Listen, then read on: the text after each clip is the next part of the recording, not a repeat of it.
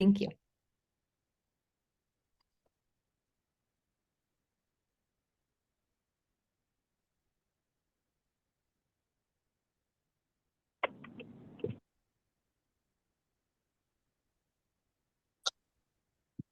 Good morning and good afternoon. I see a lot of people getting their audio connected. Welcome to the American Cannabis Nurses Association December webinar. We are really excited to get started. We're going to go through a few housekeeping agenda items before we jump in. As a reminder, before we even get to that, please mute yourselves if you don't mind. And also, we would love to see your smiling face on the camera. It's much easier to speak to someone interacting with you. So if you can turn on your camera and you're available to do that, we'd love to see your face. All right, we'll go to the next slide and we'll start with our ACNA mission, which is to advance excellence in cannabis nursing practice through advocacy, collaboration, education, research, and policy development. And a few of our housekeeping items for today. Again, please remain muted throughout the presentation. You can totally ask questions that we'll get to at the end. There will be about 10 minutes for Q&A. Drop those questions into the chat box as they come to you through the presentation, or you can always write them down in front of you and pop them in the chat box at the end. The slide deck and the recording of this webinar will be posted on the ACNA website in the webinar library section. But they're speaking. And Ellen, if we can have you mute yourself. There we go. So we will have that information for you available in the next 2 weeks. And then within the next 48 hours, you will get an email to the email you signed up with that will ask you for a webinar evaluation. And this is feedback that we can provide to the speaker, and it also allows you to get that contact hour certificate. So if you do not fill out the webinar, you don't get your contact hour certificate. So please make sure that you do that. All right, next slide, and we will jump right in. So again, today, we've got Elizabeth Mack here to present the building blocks for a CBD and cannabis nurse-led clinic. So I'm going to hand it over to Elizabeth, and thanks, Elizabeth, for being with us today and sharing all this information with our valuable members. Thank you so much, Nicole. Thank you for that introduction. And it is a pleasure to give this encore presentation. I first presented this back in Denver for the ACNA conference in May. It was so well received that I figured I might as well throw this in the ring for an encore presentation. So that's why we're here today, to wrap up this beautiful, productive year. I like this slide because I think about these building blocks, right?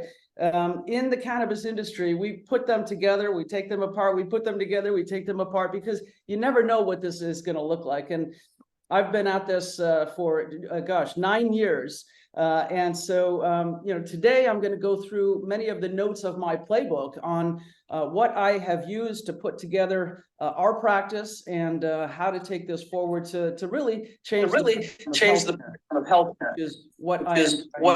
So if everybody can please mute, that would be great. So a little bit about me. I am the CEO of Holistic Caring and the Green Nurse, as well as Bloom Hemp CBD and Holistic Caring Inc., which is our nonprofit. I'm the immediate past treasurer for ACNA, as well as director of health and the treasurer for Los Angeles NORML, and also the director of CVCAN, the Coachella Valley Cannabis Alliance Network, which is a local organization here and one of the biggest organizations in the cannabis industry in California. So I have a lot of fun. So our objectives today, nurses, you're going to learn how to set up your CBD clinic and promote cannabinoid adoption as we move through nurses, patients, products, people, and systems that you're going to need. On the patient side, you're going to learn how to help patients adopt CBD as complementary healthcare. On the product side, you're going to learn how to steer and optimize the supply chains of CBD and THC. On the people side, we're going to teach you how to build your networks, partnerships, and vendor contracts. And then putting it all together, you have to have a little faith, but how to find your own unique way to help change healthcare. And that's sort of our agenda today. I always like to start with our why, right? I love Simon Sinek, and he always talks about starting with why and why we're here. And when we think about healthcare, it's in some dire straits, and people need all the options they can get. Half of all nurses are considering leaving. People have compassion fatigue, burnout, staffing, futile care. This picture is from a McKinsey report that came out last summer, and it was talking about how a third of all nurses are planning to leave, and it's unmanageable workloads and all kinds of issues. So patients are sicker, they're costlier, disease is chronic, and the higher encounters don't solve anything. We're at $4.5 trillion in healthcare costs in this country, yet we're still placing near last in outcomes on many of these conditions, right? So life expectancy, infant mortality, and then management of chronic conditions. And so what does healthcare do? We offer solutions with pills and procedures, but they're not really getting at the root cause. Prescriptions, we know that these pills, a lot of these prescriptions were meant for 4 weeks, a few weeks, and people stay on them 4 years. And gosh, when we talk about antidepressants, it's 40 years on some of these cases we're working with. And it's too much, right? And we know with drug overdoses, in 2021, 100,309, that's 274 per day. People are dying from drug overdoses or complications from drugs. And that's 11 every single hour, even while we could be talking in this hour together. There's no root cause healing for cancer, chronic pain, neurodegenerative conditions, neurological conditions, autoimmune, metabolic issues, mental health conditions. Ozempic and Wegovy, some of these issues, they're trying to use a pill to get people to healing. And it's not always going to work until you fold in all the components of healthcare. And we know that the true drivers of healthcare lie outside of the conventional structure. And so this is what our work is, right? Because the patients have no way out. They don't know. And the nurses are leaving en masse. And what we're trying to do is put it all together so that we have another option for all of us. So is cannabis a solution? Many people think, okay, we'll just shift people over to cannabis and we'll get somewhere. And it's good because 75% of America now has safe, legal access to medical cannabis. But it's a free-for-all, right? We talk about the markets out there, and there's a lot of discord and disarray, right? Oh, and great. Stigma and lack of education persist on using cannabis as a medicine. The people-powered advocacy began 27 years ago in California in 1996 when Prop 215 passed. I remember voting for it. It was really groundbreaking at that time. But we were in the midst of the AIDS crisis, and from a compassion program, that's why, and in fact, that's why they're called compassion programs. It's when it started. And then cannabis as medicine really began with the innovators. And think about Charlotte Figi, 2013, 14, 15, and the CBD craze, and all of the development that happened very rapidly. But when we think about what we're doing on a medical cannabis basis, we are still sitting here. We haven't gotten to that early adopters, and certainly not into any of the majorities. And essentially, we need ecosystems to help people discover the benefits of medicinal cannabis and then to be able to apply them. The cannabis solutions, the FDA is in the way. Also, when we're talking about using these botanical supplements as medicine, because only FDA medications can cure, treat, or prevent disease. So we have to be very careful at how we even phrase what these products and things can do. The stakeholders have a very poor understanding of non-pharmaceutical paths, and this stalls progress. 80% of new cannabis companies don't survive. We have overregulation, taxation, and 280E, and the illicit market, and all of them have crippled cannabis. And just a shorthand for 280E, it's the deductions that cannabis companies are allowed to take are the same as the drug lords when they were first busting them in the 70s and 80s. And they said, well, I'm going to write off all of the cost of doing business before you take all my millions. And they're like, no, you only get to deduct the cost of the product that you actually sold. None of the other stuff is applicable. And that is literally how cannabis businesses are doing business right now.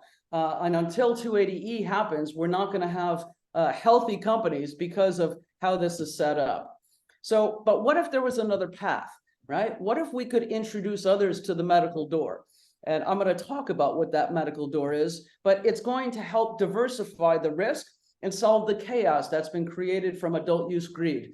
And it's not necessarily greed. When you think about the financial constraints these people have, they really don't have a whole lot of choices, but the adult use system is not really set up for us as the nurses and the people that literally are the instruction manuals for these products.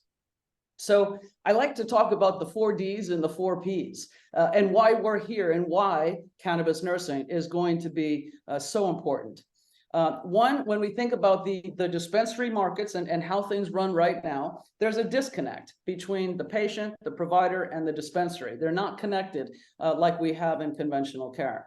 There's a distrust, lack of trust in the products, the people, the industry. We know stigma is pervasive, and there's a lot of people that are saying, no, I'm not going to have anything to do with this. Disorganization, right? We know we have 38 medical states and 24 adult use states in America, but we have this patchwork laws that is not, with no federal system, and it's a mess. And then dosing, right? Clinicians are needed to improve clinical outcomes, and that's why we need to stay at the table as we build this new system.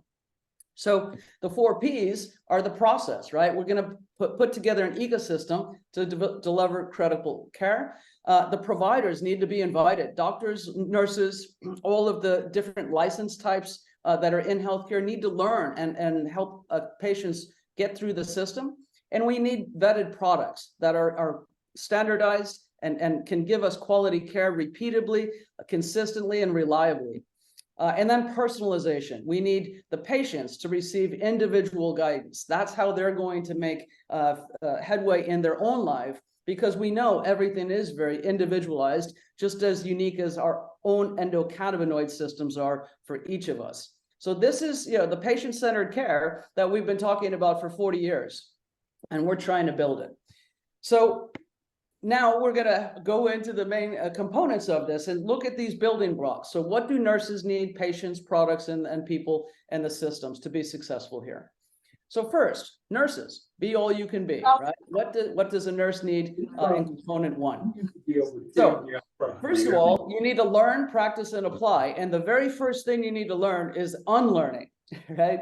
You need to unlearn the biases and the stigma against cannabis, because first of all, you will be the catalyst for change, right? When you lead from your heart, from the science, from the evidence-based practice that you're going to put together, people are going to recognize your passion. They'll understand and they'll say, yes, I'm willing to try this, right? So you have to be the one to change first and use this as something. And then you need to study a curriculum that puts it all together. And that should encompass the basics, right? The history of cannabis and prohibition and the Renaissance, the science of the endocannabinoid system, the routes and the products, the safety and the pharmacology, pharmacokinetics, what the body does to the drug, pharmacodynamics, what the drug does to the body, and all of the different access points that some of these agonists and antagonists might cause as far as these products, and what each one of them does so that we can teach patients to be more resourceful.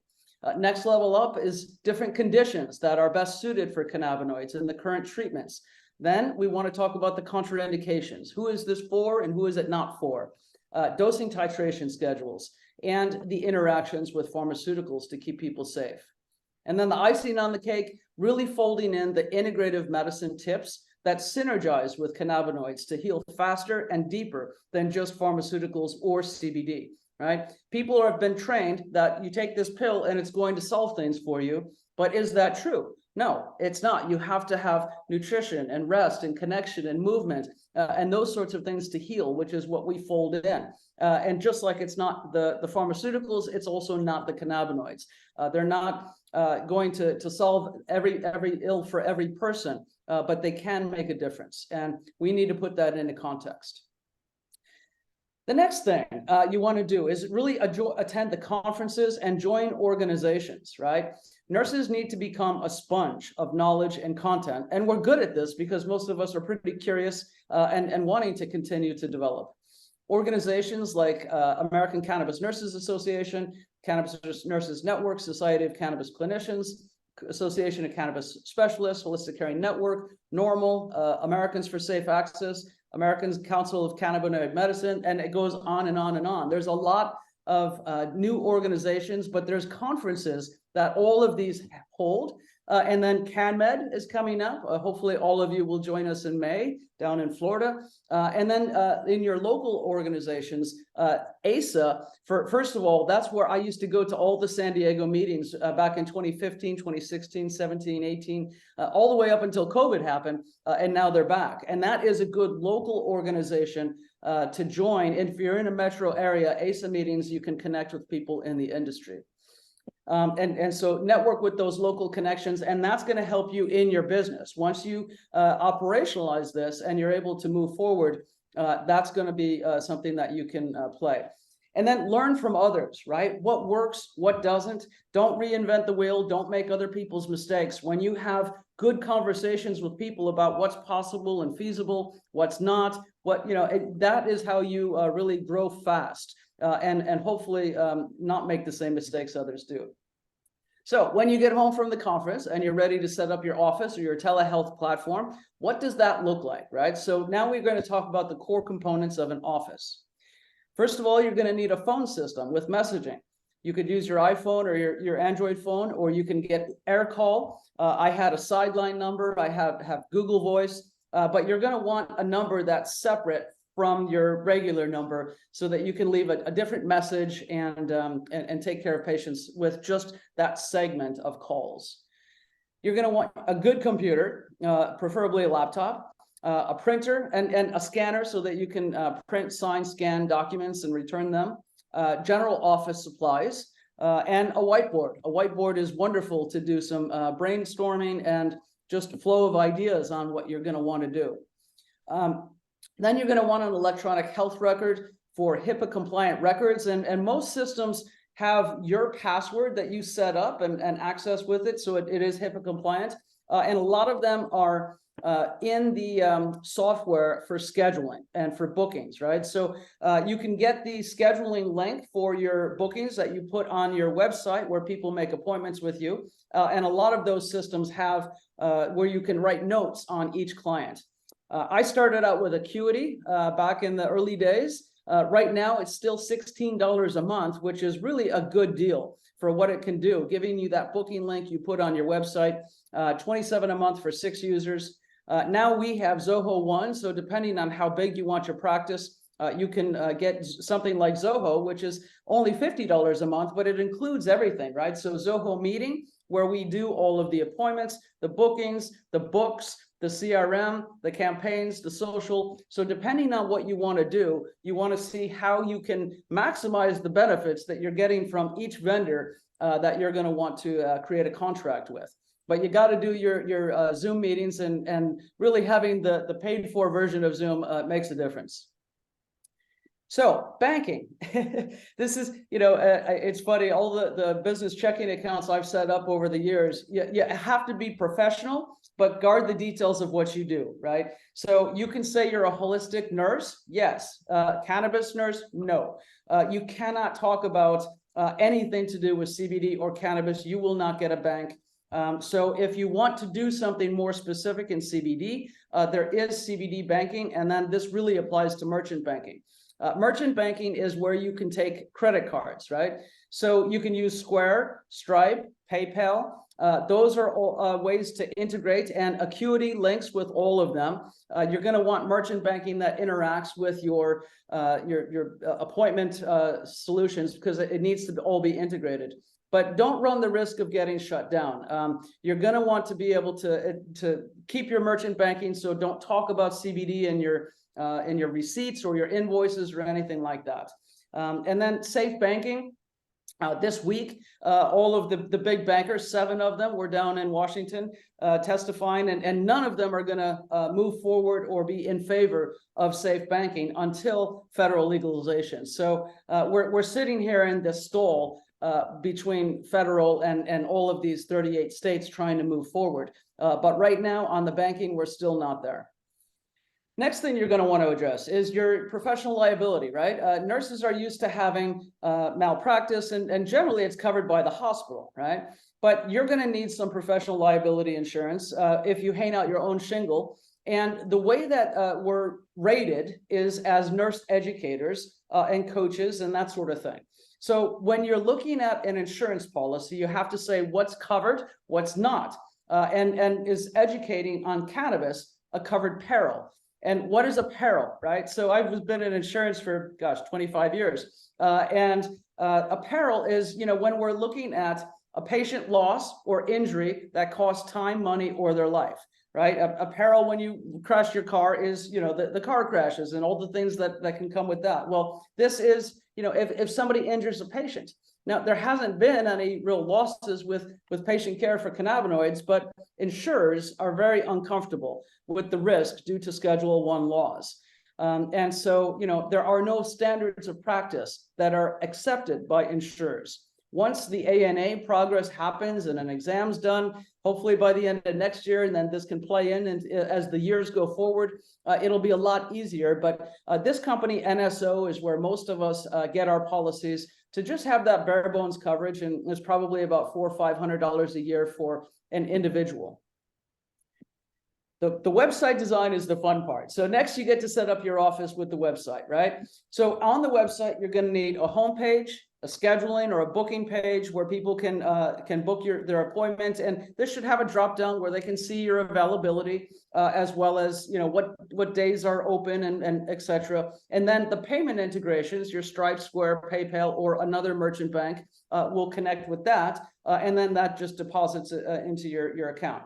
You're going to need some educational materials on your site, a little bit about the ECS or whatever, why you want to do what you're doing. Putting your why statement on your website is also very important. You might want to shop if you're going to be selling items. As far as the contact us page, that should be something where patients can type in a little message and that will get to you. And then bios, and that's, what you're doing, what you've done before, and why you're going to make a difference in their life. Then you're going to want to put together some email marketing and the CRM, which is the client relationship management system. And then from there, you can do your once a month newsletter that can post to socials. And then you can write blogs, which is something I've been doing since the beginning of 2017, just a monthly blog every month that helps the SEO. And so you publish your blog, and there's going to be a lot of companies as soon as you get open that are going to say, hey, healthcare provider, do you want to get a list of other healthcare providers so you can tell them about your services? And they always rip you off, so don't do it. Creating SOPs. So your SOPs, your standard operating procedures of how your practice runs. As you start to scale up, then you can get workflows to train your new hires, maybe virtual assistants or any staff that you're going to want to bring. Because the better you get at this, the more you're going to want to delegate to other people to take care of the nuts and bolts of running the business so that you can focus on seeing the patients and building relationships. So as an entrepreneur, you have to be resourceful and adaptable, right? Everything is always changing, and it can be brutal. It's, and on that note, be compassionate to each other because it's really hard. But you're never done. You're never done learning, growing, or changing. And there's no perfection. I've talked about with many other nurses over the past 9 years, this imposter syndrome. This doesn't really exist yet. What am I doing? But you know what? We are the game changers because somebody's got to expand the context of how these products work. And that's what we're doing. So you learn, you research, you've got your curriculum that you've studied, you've got your practice, you just keep talking to friends and family about cannabinoids, and then you're going to be off and running and you'll be okay. Studying systems. Make your job easier by staying ahead in tech. We all know how tech does make a difference, and it really does. So the more that you can automate, the better you're going to feel. And then fail fast, right? Your success will follow soon after you learn a few lessons. And this is something that most entrepreneurs don't really internalize, but you have to. So you don't beat yourself up and you truly learn from what you've done that didn't work so that you can quickly apply that learning and growth into what will work. The next thing you have to do is align your head and your heart because your head, this is not a proven business model. So have another way to pay the bills. This is really important because as we grow in cannabis nursing, people think that you're going to hang out your shingle and go to all these customers and the dispensary is going to refer to you left and right. It doesn't happen just yet. So stay in gratitude in your heart And remember that this is meaningful work despite the roadblocks. And when you get emails from patients that are saying, you know, I haven't slept 7 hours in a row in the last 10 years, thank you. Or I can move again, or any of these things. In stage 4 cancer patients, that's what you're gonna need to keep doing. So that's your why. And if you stay in that zone and take care of the financials somewhere else, you're gonna be able to do this.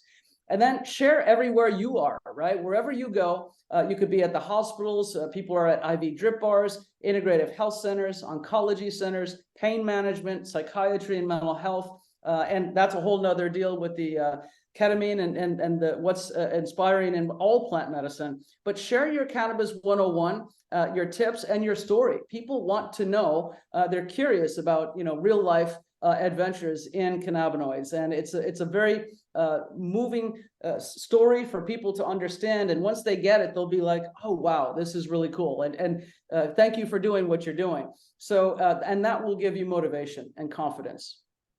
But keeping your plan B current is very important, right? So keep your pulse on the industry and healthcare and cannabis with an ongoing search for plan B.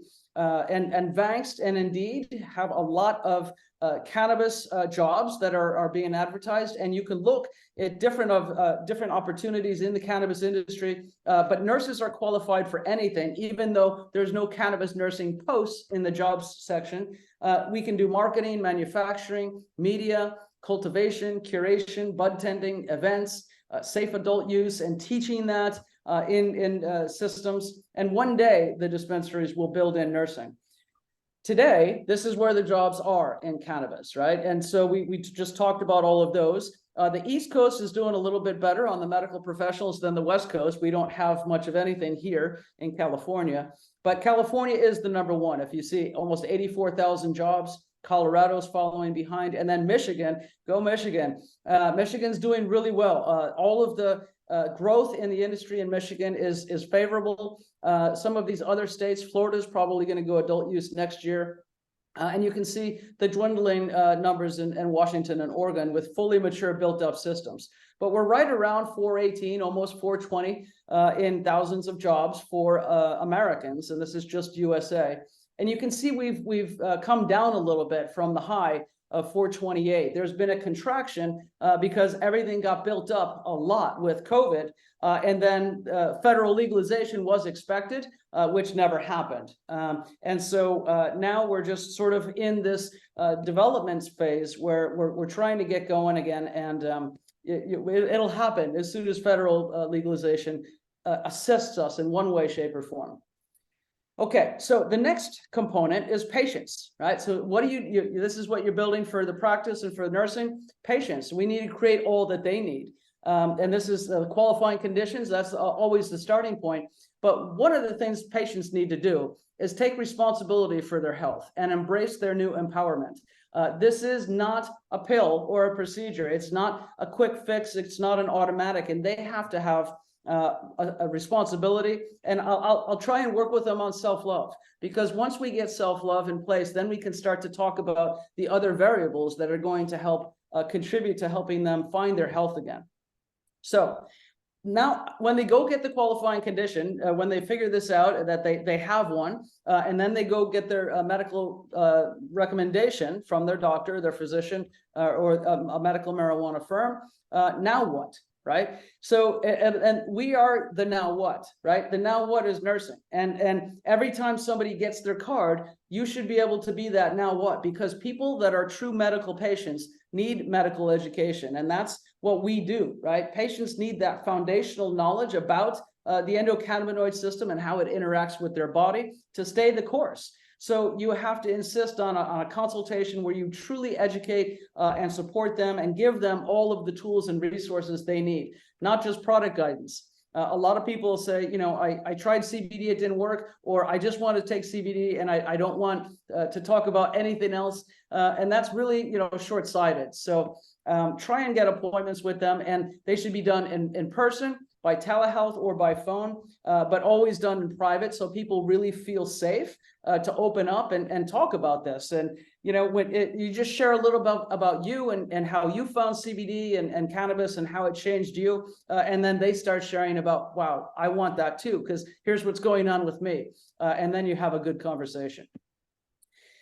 Prior to that appointment, you're going to want an intake form, right? So the more, and this is going back to the automation. So in the Zoho system, we're able to create beautiful forms in the Zoho 1.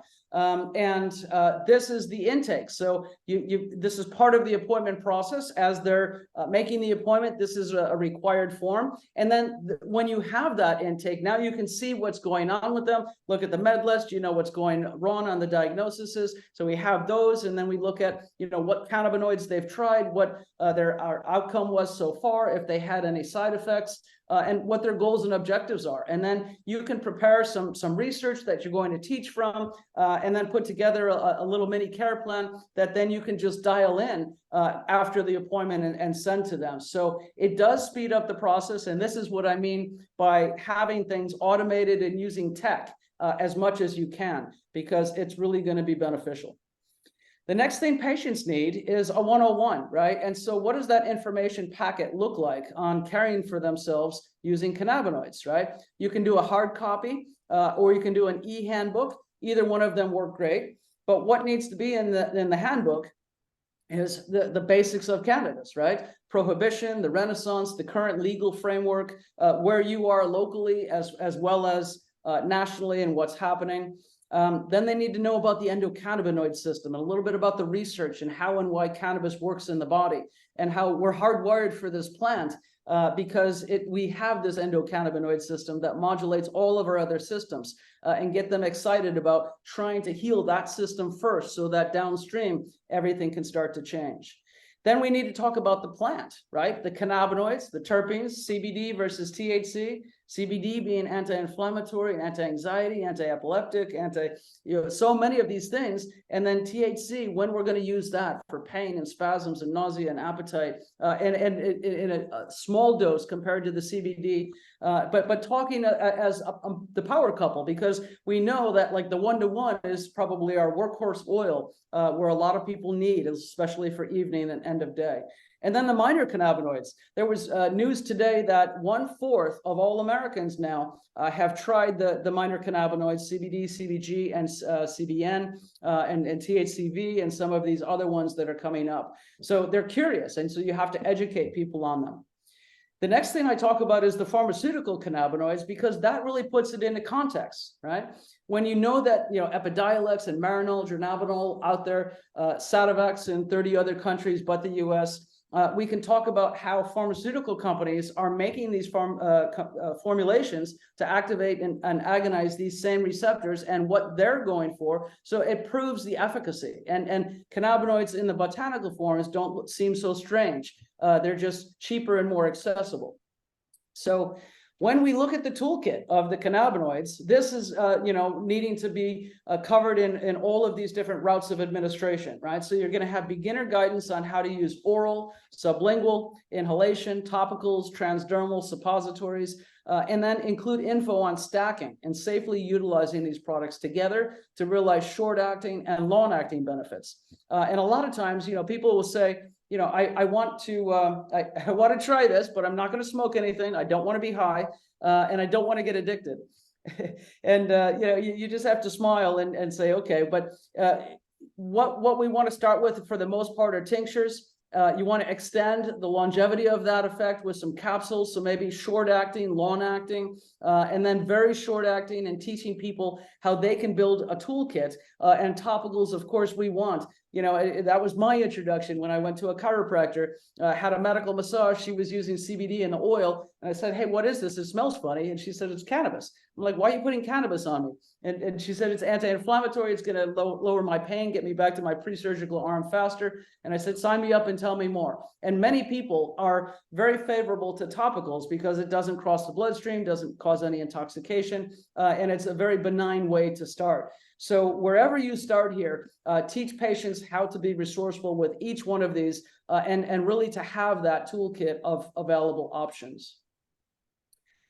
Then once you teach them all of that, you're going to need to teach safety, and safety considerations, interactions, etc., timing with activities of daily living, their work hours, their driving, their childcare responsibilities, and then discussing drug testing, right? We know this remains a Schedule 1. Federal employees, healthcare, firefighters, cops, all of them are very concerned with that. So you can educate on broad spectrum and isolates on how they can approach that, but it needs to be addressed so that people stay safe. And then tracking engaging efficacy. You can teach them through cannabis journals. I started with an Excel form that I've been using for years, 1 through 10. Where are we at on pain, anxiety, memory, focus, mood, sleep, blood pressure, blood sugar, all the things that we want to track. But there are very creative ways to measure response, and you want to measure response because that's how you keep their motivation going. So the more that they see that they're making progress, the less that they say, this isn't working, I want to stop, because we want them to continue and optimize their plan. And then pharmaceuticals, how and when to discuss reductions with their prescriber of those drugs. People come to us all the time, and their goal is to stop their pharmaceuticals, but there has to be, a phased approach. And generally we start where the cannabinoids are introduced, start low, go slow, of course, with the pharmaceuticals, and we're helping potentiate those a little bit and then saying, okay, where are we at? And that's why the monitoring is so close. But at some point people need to say, within a month or so, what drugs may I be able to wean slightly, because they'll start to see more side effects, and it's not the CBD, it's the side effects from the other drugs. And so, we want to encourage that. And I always try and say, introduce me to your provider. Let's talk about this together. Okay, the patient teaching materials need to have something about the integrative medicine, because you can upregulate the endocannabinoid system with all modalities to accentuate CBD and provide non-cannabis health tips. So when we blend in the lifestyle tips on rest, nutrition, exercise, prayer, meditation, connection, setting boundaries, asking for help, these are the true things that heal. And my job is to help them use cannabinoids as facilitators to truly find that whole patient healing.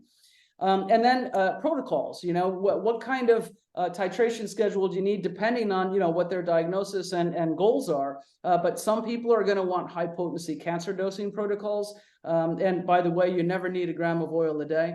And then senior care, right? So we do a lot of senior care in dementia patients, and you're really revolving around CBD, CBG, CBN for a while, adding in THC and micro amounts in the evening and very low doses. So there's this kind of a difference. But for most people, we want to have routine dosing to mimic the 24/7 signaling of the endocannabinoid system. There's always endocannabinoids being created and synthesized and dissipated within microseconds all over our body, keeping us at homeostasis.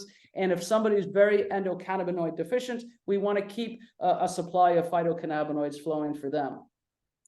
Then they're going to need some general education, right? Medical versus recreational. All use is beneficial. Even recreational use can still have side benefits of healing that they might not even to understand or perceive. Clinical and wellness dosing limits tolerance and prevents overuse, addiction, or dependence. And this is where I have to start, even with 80-year-olds that say, I'm terrified of being addicted to cannabis. Because think about their lens, right? You just have compassion and say, you're not going to get addicted. We're going to use a 10-to-1 oil and we're going to see what that does. And so we're using wellness dosing, not recreational dosing. And that limits the tolerance, right? You want to keep things low so that you prevent overuse, cannabis use disorder, cannabis hyperemesis, etc. Then I'd like to educate people about the cannabis industry and the emergence of science on the endocannabinoid system and the therapeutic potential for all diseases. If you go back to the 2003 patent with Paul Picard, the modulating the endocannabinoid system may have therapeutic potential in all diseases. And that's what we're doing here. It's been 20 years since that patent was filed, and we're still sitting here. But anyway, then you can tell them about the utility of the plant, the biofuels that can be made, building materials, hempcrete, clothing, textiles, food products, all of the things that hemp is so useful for, and then creating the new jobs, right? almost 500,000 new jobs in America. There will be millions globally, and this number should be back to where we're at by the end of next year, hopefully. This was the trajectory, but we've had that contraction. But still, if we're at 420 right now, we're adding about 80,000 jobs a year in cannabis. So it really is something that is moving.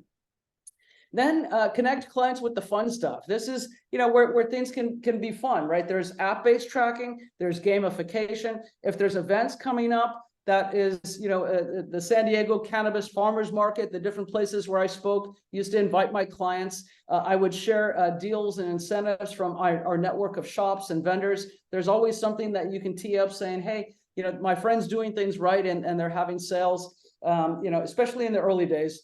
And then keep people updated as your list and know your customers, right? As you're building your CRM, your client relationship manager, you can segment different things to have different customers, business partners, patients, etc. But understand your customers so well so that your service fits perfectly and sells itself. And this is always where you want to be, right? Where you're just comfortable and confident and you're doing your job and people know that you're a professional. And don't stop until everyone has a balanced DCS. When people ask me, who is this for? I said, there's 7 billion of us on this planet, maybe 8 now. But every single one of us has an ECS, and most of us are out of balance. So, don't stop. Your next person that you're talking to might need you, and you can help them.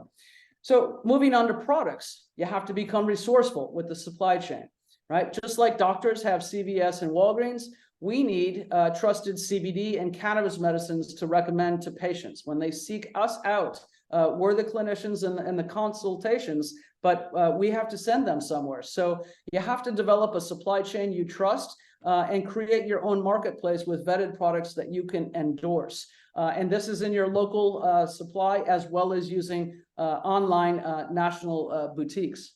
Do your own vetting to find your best brands. You're going to want to make sure that there's full panels, COAs as much as possible, at least good COAs that are within a date range with a year or 2 at the most, because that's the shelf life of most of these products.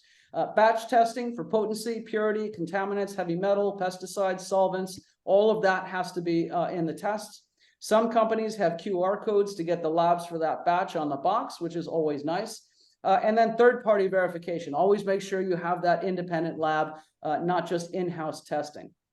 And finally, make sure there's sound business practice, transparency, and customer service with some of the CBD companies that you're recommending, and that they're doing things right. On the THC side, we've got to expand things, but CBD luckily is still on national online vendors and your local farmers markets. So there's lots of good places to get full spectrum, broad spectrum, isolate, minor cannabinoids, botanical blends. CBD is kind of everywhere. So now your job is to help dial that down and help people discern what quality is and how to shop. On the THC side, the local dispensaries, you're going to want to find out which ones carry medical products. You can always find their menus on Weed Maps or Leafly. So a lot of times in a patient appointment where I've got their intake form, so I know where they live, and I'll look at dispensaries before that appointment, and I'll find products that I'm going to want from both online CBD as well as THC to help them figure it out. Medical patients need lower levels of THC with a variety of dose formats and more complex profiles. They're not going for high THC and high potency and dabbing and that sort of thing. And patients are limited to physical locations on the THC side of things. Delivery may be available in California. We've had a couple of statewide deliveries. They've come and gone. And so, but a lot of these dispensaries will have a delivery as well, especially for people that have trouble traveling. Then, once you start talking to the dispensaries in your local area, you can build a presence with them by visiting the shops, finding which ones have the medical product selections, and developing relationships with them. So once you form a relationship with somebody, you might be able to get in with that shop and be that consultant. And if you can help them improve the inventory for patients, and smaller shops may allow input, right? What do the patients really need on the shelves? What's there? What could be there? And when you get some good medical supplies on the shelves, then write content to market wellness solutions using their products and help them in partnerships, because if these things start selling, then they can start referring to you. Then present to the dispensary customers. You can give a monthly Cannabis 101 talk that features their products on the shelves, and then have your cards there for them to send their medical clients so that you can do the private coaching. Bud tenders are not clinicians, and a good shop is going to recognize this, but make sure that you always send the clients back to the shop so that you can reinforce trust. A dispensary owner's greatest fear is he's going to give you patients and you're going to send them somewhere else. So always make sure that you close the loop and you're doing business that makes sense to build those strategic partnerships. And help retain those dispensary customers. Patients can lose faith in this because they're not optimizing dosing, and you are key to that, right? And this is a phrase that I've told a lot of different business partners, but nurses promote adoption and retention, right? By adjusting dosing formulations and providing support, we can help patients see the value in cumulative dosing with cannabinoids. So we introduce them where adoption, retention, optimization, and that is a winning hand. So study, keep up with all of the innovations. There are no pharmaceutical reps in this industry yet. You're it, right? And truly you are. And you know, when it comes to that, there are affiliate channels, a lot of them for hemp CBD, right? And some other things. But earning commissions from some of that is not a conflict, because you have to recognize that you are customer service. Be transparent with clients about compensation, assuring them that you remain unbiased. And the affiliate CBD brands generally standardize commission, somewhere between 15–20%, and that prevents steering to highest compensation, just like any sales program. My last corporate job, I was running sales for Anthem Blue Cross for the county of San Diego. And we always had our commission be the same as HealthNet, the same as Kaiser, the same as United Health, so that people didn't move patients around, members, just to get commissions. They were doing it because this is a suitable, appropriate sale. And that's the same thing that we need here. Nurses also might want to think about wholesale contracts for a limited physical inventory. When I first started, I did get a Prop 215 dispensary of my own back in 2016, 2017, 2018, until legalization happened, and I didn't have $5 million to turn that into a hard copy location, which was what was necessary. But it was nice to have a few tinctures and topicals and that sort of thing on me, so that when I'm doing a home appointment, I have a few supplies. And those who gather, analyze, and collate data and information to help people choose products wisely should be paid for that. That is a service job, and there's no harm in earning some money from the products to add stability to your coaching business. If you can't pay your own bills, you won't stay in business long enough to serve others.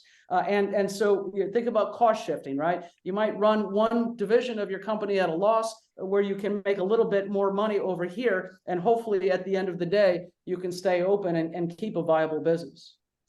The last thing is people. You're going to need vendors, right? Hired help can make or break you, so you have to be careful. An attorney to help you form your business entity, file trademarks and patents, and perform legal services is good. And then set your pricing, benchmark other providers, or use your costs. How much does it cost me to do business? And I could price with a little bit of a margin on that. Or I could say value pricing. What are other cannabis nurses charging? And I'll charge that. Getting a CPA for your taxes, a bookkeeper for accounting is really handy. And then as you grow, HR, when able to hire, 1099 versus W-2, onboarding new employees and employee reporting, all of that needs to be taken into account.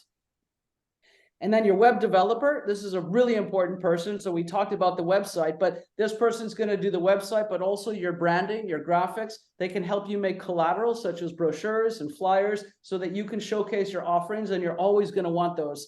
Some good business cards and a couple of good brochures. An IT engineer is going to be needed, because everything runs on tech, and all of the automations and integrations, there can be glitches. And you need somebody that you can call, because we're not tech people. And so make sure that your systems are easy to use, functional, and clean. And then marketing, right? So you can do a monthly email, the CRM list, SEO, socials, PR for publicity, but choose wisely because these acquisition costs are very high and should be analyzed frequently. So if you spend X number of dollars on marketing or PR, what is the return on that? What is your return on investment? And then customer service, aim for excellence. These people are your front door. When somebody walks in, how are they greeted? How are they cared for? And are they living up to what you promise as a professional? The business relationships are critical, and because your greatest asset is always your reputation. The best way to get new business is with referrals. Make sure your clients have those ways to get a hold of you with your business cards and flyers. And then just an old sales term. Once people know, like, and trust you, they will refer everyone to you. And that's important because if the dispensary is not sending you people, satisfied patients that have healed somewhat, their friends also need you. And that's what you want to strive for. Then when you're looking at the center of influence, you want to look at the holistic doctors and other people that are out there because they have patients coming to them. So form strategic partnerships with them, refer to them, and they'll refer back to you. Make sure they know what you do and that they have some of your brochures. And it could be, dermatology, cosmetic skin centers, massage therapists, spas, yoga studios, meditation, community, spiritual centers, health food shops, supplement stores, and those pot docs. So you're the coaching after their recommendation, right? You get the card, now what? The nurse coaching. And so refer business to them, and then they'll return the favor to you. You're going to want healthcare connections for your clients, right? Eventually, hospitals are going to need to be adopting this. You can present Cannabis 101 for them. And maybe if you're in the hospital, you can become the nurse specialist that understands this. Same thing with medical groups, educating groups of doctors, home healthcare, hospice, palliative care. All of these places need CBD for their patients. And eventually, insurance carriers and health plans, how can you help them save money on high-cost patients? And then eventually, I do believe we're going to be engaged in disease management and health plans, work comp, getting people into cannabinoids as a harm reduction and a potential healing option. Scientific connections, right? Apps, network with the best for symptom tracking and data science. What projects can your patients join, and do they need any help? Formulators, get in with people that are making the medicines, because product development is a lot of fun. So how can you participate in making medicine? And then research centers. So universities may need nurses for CBD or cannabis studies. There's a couple of Center for Medical Cannabis Research here in America. And then, of course, business news, right? Make sure that you're keeping up with the latest in MJ Biz Daily, Cannabis Business Times, and other magazines so that you can stay on top of the network. And then finally, where is the industry going, right? The trends are in finding synergies, right? Every single company that is left needs to lower costs and expand reach. We have to do more with less. And that's why people are partnering like never before, leveling up tech, and then participating in clinical trials and research. You can do this yourself. There's plenty of times where I've gotten that free bottle of CBD and done the check-in to study the process and just really be engaged. But some of the new jobs are going to be DNA data science and genomics and AI-guided technology with data-driven formulation. So patients entering surveys, getting product recommendations from that, and then nurses dial that in. Finally, you have to put it all together with faith, right? This goes back to your why and what we're doing, right? So one of the things I always like to do is just study other business models, what's happening.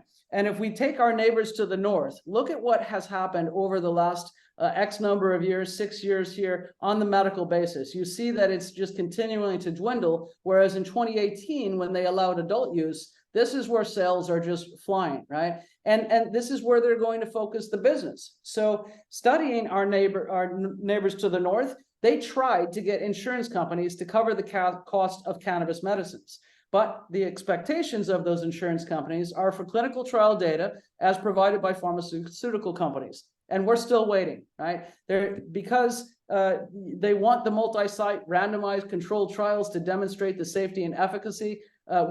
We can't do that because those trials are too much money, and these companies don't have that money. So Schedule 1 must end so that we truly can study this and take it into healthcare, because then we can do those trials, and some of these big companies and the MSOs will start to prove that data. So wrapping up with the McKinsey report that I took a lot of my whys from, this is why the nursing surveys are showing that people are leaving, and a third of all nurses want to change their position by the end of the next year because they're not valued. They have inadequate compensation, unmanageable workloads, they don't feel safe. And if we look at why nurses do stay, they do meaningful work. They have positive interactions, caring and trusting teammates, good health, they're safe, they feel engaged, they feel a flexible work schedule, being able to call their own shots, work remote, manageable workload, and a sense of belonging, right? Adequate time with management and compensation will come eventually in cannabis and cannabis nursing, but the meaning is there. All of this stuff that nurses are seeking, these attributes, they can find, but it's going to keep time. It's going to take some time. So creating your own CBD and cannabis clinic is not easy, but it will create meaningful work for nurses. Conventional care systems are broken for both patients and nurses. And when we remember that, we have our why to keep going. So we are here to repair healthcare with cannabinoids and lifestyle medicine. And you have to be brave, prudent, and conscious as you take risks to serve others in this nascent industry. And then find economies of scale, build teams, and focus your energy together. Get a work partner, get a collaborator, get somebody else that's doing this that's not too far for you, so that you can always have that phone a friend resource for when you want to tear your hair out. And then define success in many ways, not just the dollars or the decks of clients, but value the stories that you're creating in live time with these people, and use that as your motivation and inspiration to keep going. And then practice self-care every day, nutrition, exercise, and a little cannabis. So these are the references for the presentation. And thank you, and good luck in all that you do. Let us know if you have other questions. And this is where you can find me, holisticcaring.com. info@holisticcaring.com is our email. And you can call the nurse line, 970-404-HOPE. So go, be, do. The world needs you. Thank you. Thank you, Elizabeth. So much information packed into 56 minutes. I don't know how you do that, but such great information. We do have a few questions. So I'll start off. What electronic health record system do you recommend? Or do you have a recommendation that in your experience? Well, yeah. So if you're just starting, go to Acuity. You know, it's you just put soap notes in there, literally. But okay, there are nurses that want to use Practice Fusion and some of these big practice management, but that's overkill. So that's why going to Acuity, $16 a month, you have everything you need, and you just write the soap notes. When your practice grows a little bit, you might want to switch over to Zoho One so that you get all of those other things, and really do a comparison, and contrast these different platforms based on a needs assessment and what's suitable for you. If you need the CRM, the books, the scheduling, the bookings, the Zoho meeting, I would just go with Zoho One. It's about $50 a month. Excellent. Thank you. Yeah, there's something to be said about starting low and slow, just like we do with cannabis as medicine, right? Like we don't have to do 100% right away. We have to grow into it sometimes. So it's good when, especially we're talking about, not leaping into this blindly thinking I'm going to make $1 million year one doing this, because that's truly not how it works. We're just becoming a specialty, and we're truly just getting the word out there. All right. Next question is this possible in Texas?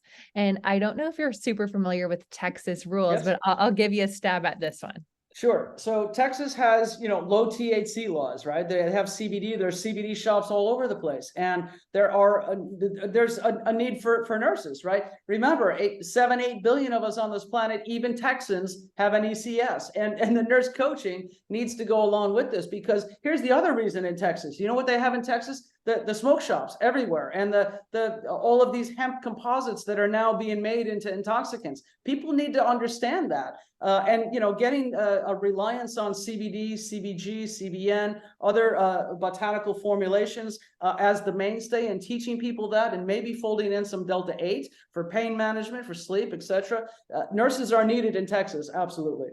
Yeah, I was going to say, I think they are needed. I think that's one of the great places that they're needed. Yeah. All right, next question. I'm outside of Denver and interested in learning more. Do you have a direction to point me in? Next steps or contacts? I mean, besides ACNA, right? I think you're in the right place. And do you have any other recommendations of where it's maybe great step to go learn? Well, gosh, there's a lot of programs out there, so explore those and see, what gives you the best offerings for what you want to spend and how long you want to commit to a program. But just Google cannabis education, and you'll find a lot. Of course, you can visit holisticcaring.com and join the network. We have a free introduction to cannabis program. That is a good start. Awesome. Thank you. All right. Next question. Is professional liability insurance better than creating an LLC, or perhaps these go hand in hand? Yes, they go hand in hand. So you can create your business entity in several different ways. You can have a sole proprietor where you are writing through your own tax ID. Not necessarily what I'd recommend. And LLC is sort of the best thing for an entrepreneur. It fuses the benefits of forming a corporation with some of the pass-through tax laws that you can have that a lot of people want to be able to and this is why you need an attorney and a CPA. But really, an LLC is the limited liability corporation that protects you as a corporate owner from liability of the company. So you as an individual have a safety legal protection because as long as you're doing things right as the corporation, you want that. A corporation is a little too big, so don't do that. But an LLC is your protection and keeping your taxes straight from your other personal stuff. And then the liability insurance is just what you need because that keeps you safe and it helps you to be able to feel that shroud of protection over you, just in case somebody puts their hand up and says, I'm injured in any way, shape, or form, which is, probably not likely to happen. Yeah, great response. I'd also say with a corporation at this point, getting board insurance for a corporation in cannabis is like a $70,000 to $150,000 a year. So you're way better to form an LLC. Do that and get your liability insurance. All right, next. Are you finding that people are willing to pay out of pocket for education? The patients, yes. The patients. Yeah, and here, when there's a need, there's a will, right? That's an old phrase, right? Because if somebody has a need, they do, and this is why you need to be marketing to the other people about what you do that are in the holistic and healthcare arena, because they have hurting patients. Right, the dispensary, and here's the other thing. We work from pediatrics to geriatrics, right, and everything in between. But the pediatrics need a lot of guidance. I have ADD, autism, epilepsy, etc. Versus the geriatrics, MS and Parkinson's and Alzheimer's and dementias and Lewy body and all of this. Everybody wants to know those two segments absolutely will pay for guidance. And you just make it sane, right? And give them a little bit of a package. The folks in between, the healthy adults who are going to the dispensaries, we've done, pop-ups at dispensaries and they don't want to talk to a nurse. They just want to go shop, right? They don't need you. But the adults that have cancer, the adults that get an autoimmune condition, those people will pay for guidance, because what do we provide? We provide the instruction manuals on all these products, and we can shortcut their plan, saving them time and money. And who doesn't want that? Agreed. And a follow-up question, and this may be included in some of your education and kind of your setup for cannabis nurses, but what's an appropriate cost for a cannabis 101 or a one-on-one with a client? Well, so our basic one-on-one is $150, and you can see all of our pricing at holisticcaring.com as a model. But then a pediatric package and a geriatric package is $250, because we include more, right? Because we know they're going to be needing us, in that month. So that is the first month, and then $75 follow-up calls where, we're continuously engaging with them and helping make that modification. On the senior side, a lot of times we're working with families and care managers and they're implementing things. And so, but it's absolutely worth it, because this is a game-changing option. And once they get that, nobody says, oh my God, I spent too much. Yeah, agreed. All right, a few more questions. So we've got a question this might be in Florida. Can I even start my own business since NPs can't recommend cannabis in Florida? And then do you have any advice for how to advance for NPs and RNs so they could recommend? I mean, I think that's a state by state thing, but do you have any guidance maybe for, because this is, I mean, you're not a nurse practitioner and you've done this, so maybe kind of just unblurring those lines for folks would be great. Yeah. So, I mean, when we think about what we've been doing and what I've been doing the last 9 years, I have been working outside of the scope, right? If we look at the scope and standards that Deanna presented in September, there are these different levels of what nurses are going to be doing. And that hasn't happened yet, right? So we don't yet have a formal system. Now, an NP and RN can be doing clinical coaching, right? And if you have patients coming to you, you could just have this as a division of what you do, right? So you keep your NP, you keep all of that, but then you say, and I can help you if you'd like to understand cannabinoid therapeutics, right? So all of her own patients will be able to benefit from that additional knowledge and service that she's giving in that practice. But you can't write the recommendations. So you allow that to be with the doctors that are writing the cards, and develop a relationship with that pot doc for sure, right? Because now you can do that clinical coaching that those patients so desperately need. And because you're an NP, you understand both sides of the treatment plan with respect to the pharmaceuticals. So absolutely go for it. Awesome. Thank you. All right. I'm going to wrap up because that was a few extra minutes of Q&A. So as a reminder, the slide deck and the recording will be available on the ACNA website within the next 2 weeks. They will be also emailed out with the evaluation within the next 48 hours. You must complete that evaluation in order to receive contact hours.